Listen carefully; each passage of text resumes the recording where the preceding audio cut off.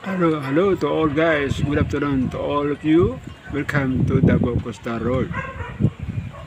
Third segment here at Alteado location. So sa ngayon, the water is coming up. Pahay tayo po tayo. The water is starting already the high waters. Ito na po. Yan ang waters dito sa may area.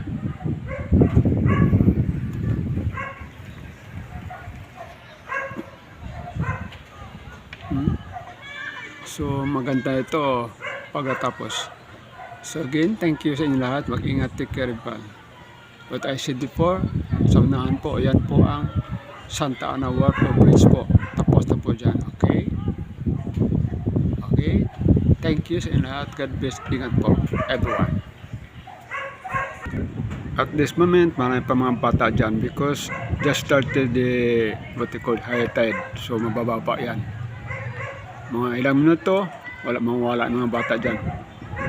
Kasi malalim na. Okay?